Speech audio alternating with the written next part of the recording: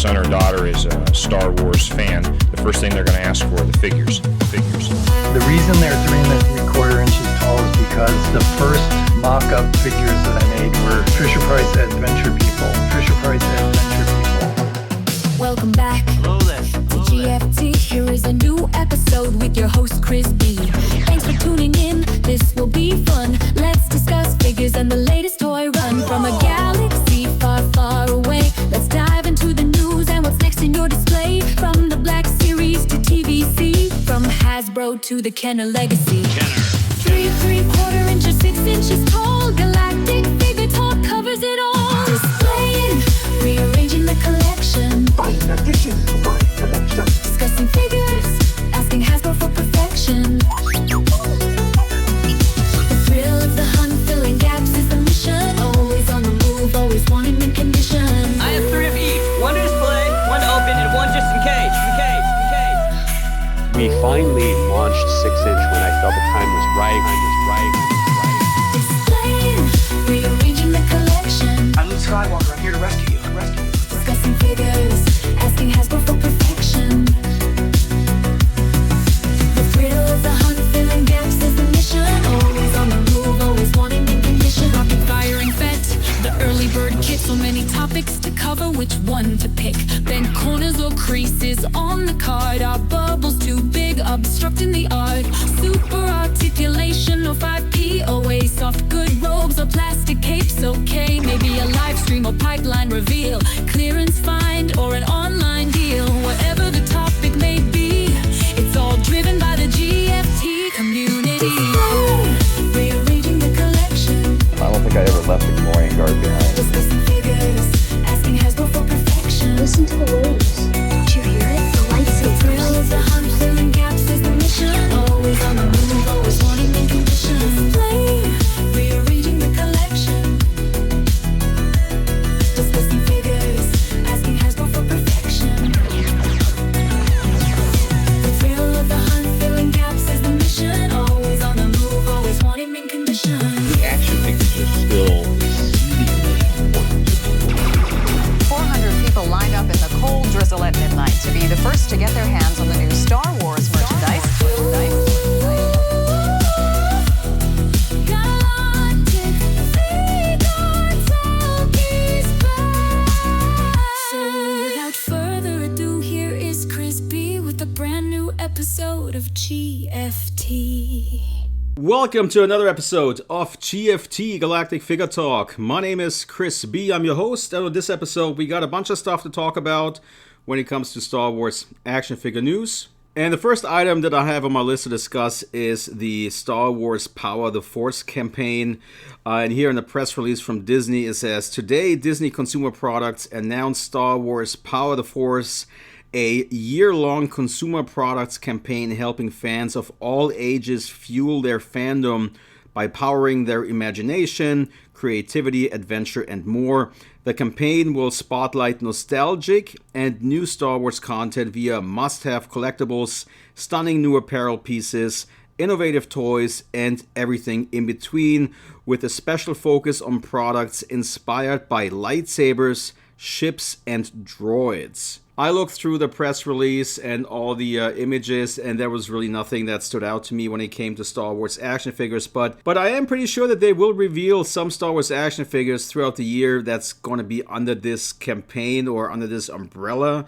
I'm not even sure if people really care about an entire year-long campaign, and especially about the name, Power the Force, because we constantly get reveals. You know, there's going to be Star Wars products for Valentine's Day, there's going to be products for probably Easter. It's just a constant thing that we've just gotten so used to over the years that I'm not sure that, having a specific or a campaign name for the public, that the public really cares about that. But maybe I'm wrong, who knows. But anyways, now you heard about it, and you can also read about it on galacticfigures.com.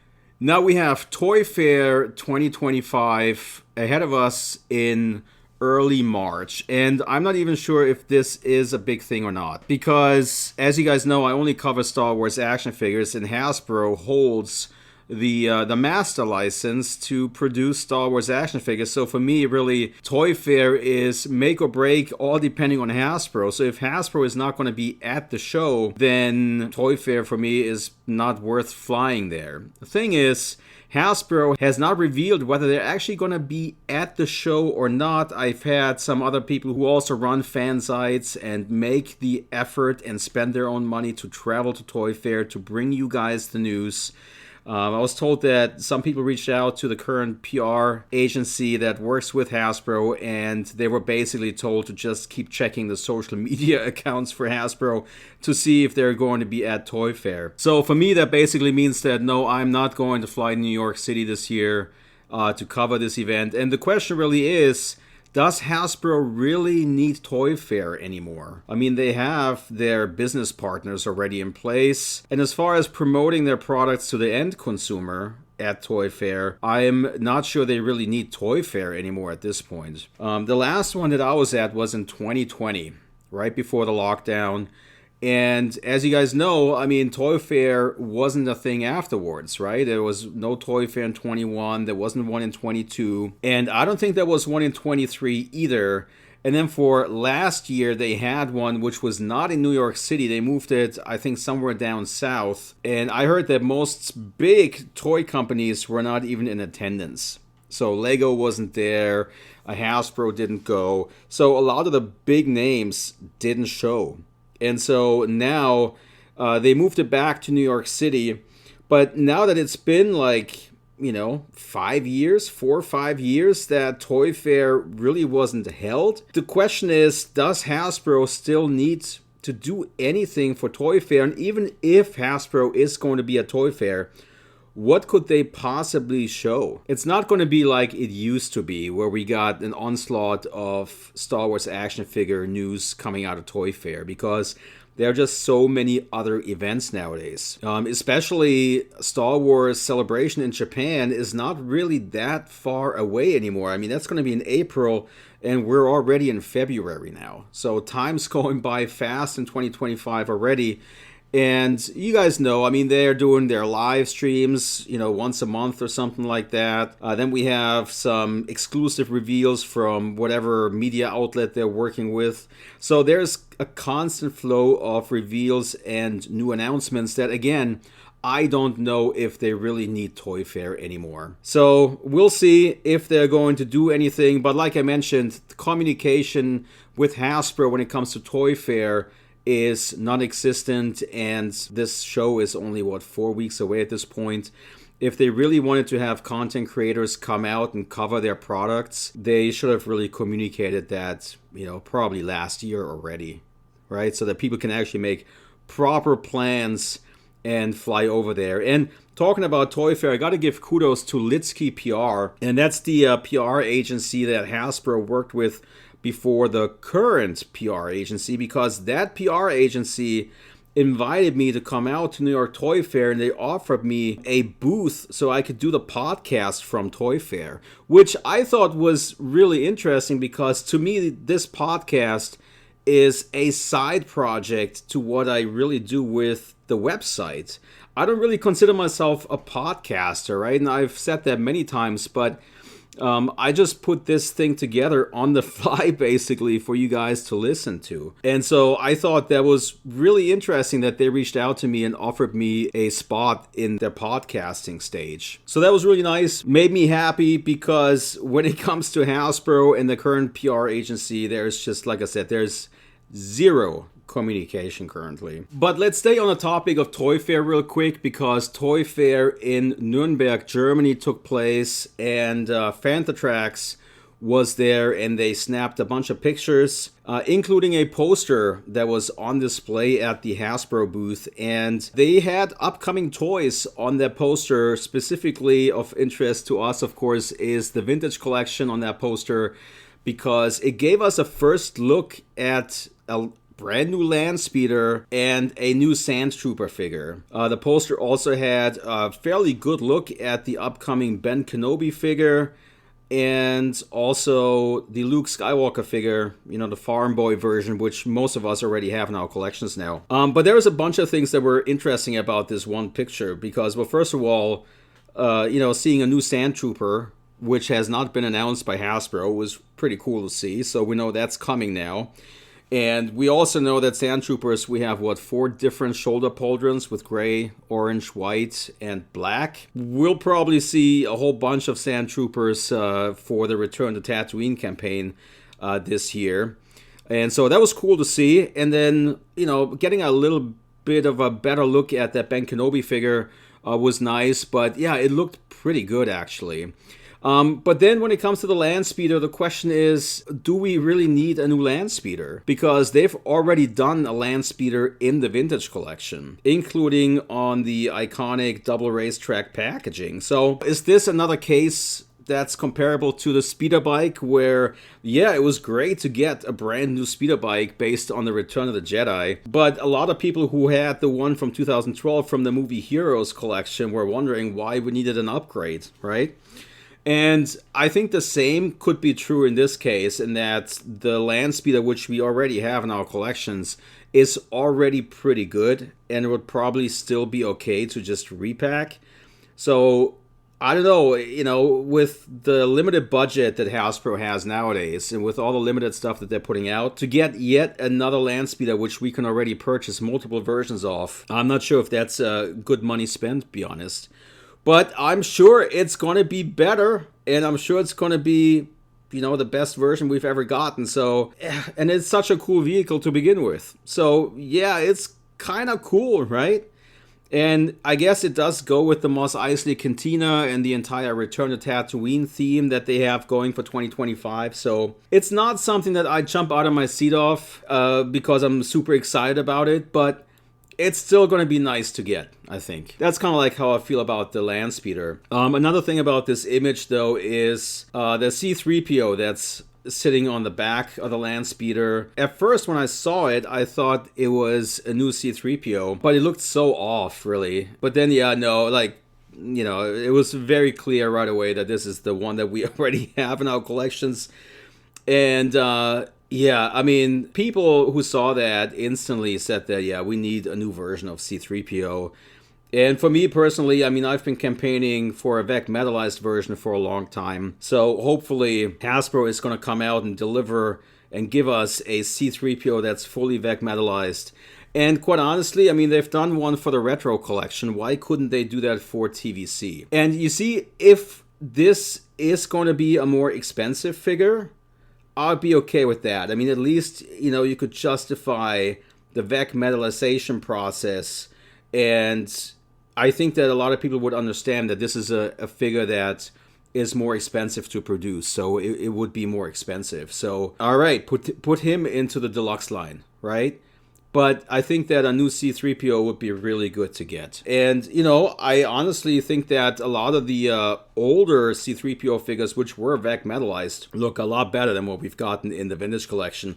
Especially the one that I have photographed on galacticfigures.com. That figure, the removable panels are really nice to get in that figure, but at the same time, they don't stand shut pretty well on the figure, and they just constantly seem to fall off. It just doesn't look right, So anyways, fingers crossed that they are going to do a new C-3PO, but seeing that they now used the old version for this promotional picture, I don't know if that's going to happen anytime soon. So we'll see. Then there was a reveal that came out of Disney for a new droid that is Easter themed.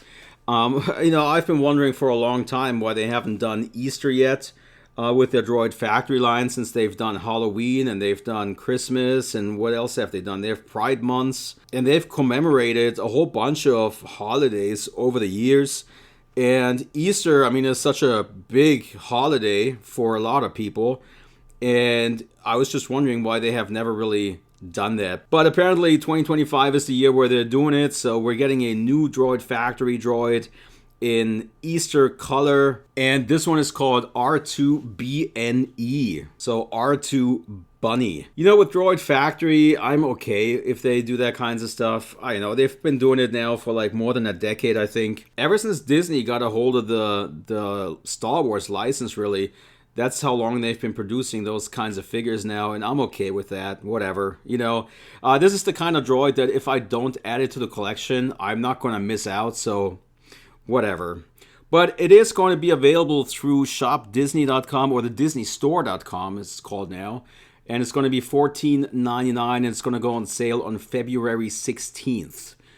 And I don't think that they have ever done a factory droid for Valentine's Day. I think that would have been probably a better choice. But yeah, maybe we'll see that next year. Now, going back to Hasbro and their Epic World of Action toy line, I don't know if they really revealed those figures or if they just showed all of a sudden up, but Indie Man Toys in the UK had some images up of upcoming figures from this toy line. And the figures include SM-33 from the Skeleton Crew, so the pirate droid. They're doing Darth Vader. They're doing a Dark Trooper. They're doing Jedi Master Yoda. And they're also doing some really, I don't know what else to call it, but it's kind of weird. But they're doing a Stormtrooper, they're doing Din Djarin, and I think they're doing Darth Vader as well. And they also come with their mech suits. So I would imagine that you can open these figures up, these mech suits, and put those figures on the inside. Yeah, and they also have on the packaging, they have the Power the Force logo on it. Right, so the same thing that I talked about with Disney that they announced that's going to be a thing throughout the year. It actually features that logo on the packaging, which I thought was interesting. You know, seeing that SM-33 is getting a release here is kind of heartbreaking. But at least they're doing something that's somewhat compatible with the 3 3/4 inch line. So at least this is a character that we don't have yet. So if you really wanted one, well, there is at least one option. The Darth Vader in this line looks like it's a repack with a different lightsaber. And then the Dark Trooper looks surprisingly good. And because this scale is maybe just a little taller than the 3 3/4 inch figures, maybe that's going to work really well as just an additional Dark Trooper in a TVC display, maybe as a background character. But those figures also appear to be quite well articulated. So it's going to be interesting to see, especially if those are going to be like $7 or something. I can see people picking up a bunch of those, like actual collectors, not kids, right? And then, yeah, Yoda, he does look good, I think, but there's no soft goods included or anything like that. He comes with a little cute mini vehicle thing that you can put him in. It's clearly a line that's made for children. But yeah, okay, I mentioned it, so if you're into this line and you collect those figures, just know that they are coming. And you can also check the Galactic Figures social accounts for that. I did throw those images up there, so you can take a look at them. Then last but not least, there was an article written on Cybertron.com about Hasbro and Hasbro CEO wanting to move more to a digital entertainment company instead of being a more traditional toy company. Pretty interesting read because, it just basically accumulated a bunch of articles that have been written about Hasbro and statements made by their CEO about the future of where Hasbro is heading. The question for us when it comes to Star Wars action figures is that what does that mean? Are we going to see less of the figures? Which I think is going to be the case. From where I'm sitting, seeing that figures have not been selling well last year at all, I just get the feeling that it's just going to get less and less. This might be the death spiral, that we've been talking about for a few years now, where it's getting more and more niche, so much so that it's all going to be just HasLab focused, bigger items that people can get excited and rally behind. But really, the footprint at retail is already so incredibly small when it comes to 3 3/4 inch and the vintage collection that it's basically already non-existent. Black Series has not been doing that well either. So many figures have gone on deep clearance that I can see retailers minimizing their stock as well. But then the same can be said for Epic Heroes, right? Or the Epic Heroes action figure line that I just talked about. Some of those figures are sitting at Raw stores now for 49 cents. Literally 49 cents. That is a line that just didn't really catch on. But who knows if retailers are eager to stock that for kids? Who knows? I just know that when it comes to Epic Heroes, I do cover it on galacticfigures.com. I have those figures listed, but I also understand that my demographic is more the more expensive stuff, right? The vintage collection collectors, the Black Series collectors. That's my demographic. So I'm a little hesitant to really cover this line in full. And seeing that there's just not that much enthusiasm, especially because they're just a little off in the height, right? I mean, some figures work fairly well, but yeah, it's just a different beast, seems like. But anyways, it's going to be interesting to see where Hasbro is going to go. And I don't think that we will see the slowdown in the first half of 2025, but we might see it in the second half of 2025. And then hopefully we'll see it ramp up again for the Mandalorian movie. Be curious to hear you guys' thoughts on that, where you see, Star Wars action figure collecting go in the future. I mean, but to me, like I said earlier, this feels like the death spiral has begun. More and more niche, more and more expensive as well. I think it's going to price a lot of people out, and at some point, it's just going to go away. The question is, how fast will this happen? Is this something that's going to happen over the next 3 or 4 years? Is this something that's going to happen faster? I don't know. We'll see. And if that ever happens, it's as sad as it's going to be to see. I think that we can say it was a really good run, I'm just hoping that we're going to make it to the 50th, because that would be an incredible milestone to celebrate. All right, so I'm going to wrap this episode of GFT up right here. If you haven't done so yet, please subscribe to the podcast to not miss a show. Hit that 5-star in your app, please. I don't think I've gotten a review in a long time, so if you have a moment, please take your time, scroll down in your podcast app on your phone. Write a few nice things, please. I read all the comments that I get, so it does help me to be motivated to keep putting those podcast episodes out for you guys for free. So that's where I'm going to wrap up this show. Thank you guys for listening. Happy collecting, and I'll catch you on the next one. This is it.